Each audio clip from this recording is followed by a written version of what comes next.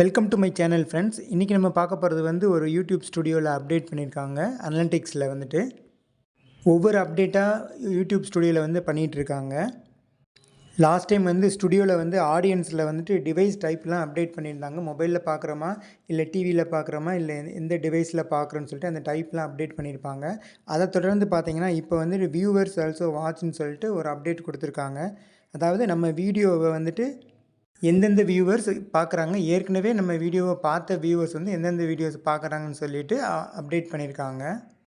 இப்போ வந்து யூடியூப் ஸ்டுடியோவில் வந்துட்டு ஆடியன்ஸில் வந்துட்டு ஆடியன்ஸ் பை வாட்ச் பிஹேவியர்னு சொல்லிட்டு ஆட் பண்ணியிருக்காங்க.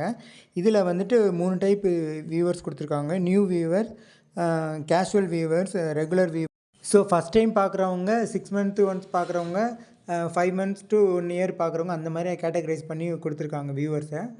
இதை பொறுத்து நம்ம சேனல் ஆடியன்ஸு என்ன டைப் ஆஃப் கண்டென்ட்டை வந்து சூஸ் பண்ணுறாங்கன்னு சொல்லி நம்ம அனலைஸ் பண்ணிக்கலாம். இந்த ஆப்ஷன் வந்து உங்கள் வீடியோ வந்து பப்ளிக் வந்ததுக்கப்புறம் 24 ஹவர்ஸ் இல்லை 48 ஹவர்ஸ்க்கு அப்புறம் தான் இதில் வந்து ஒர்க் ஆகுது. அனலிட்டிக்ஸில் வந்து தேவையான டேட்டா வந்து அப்போ தான் உங்களுக்கு ஜென்ரேட் ஆகும்.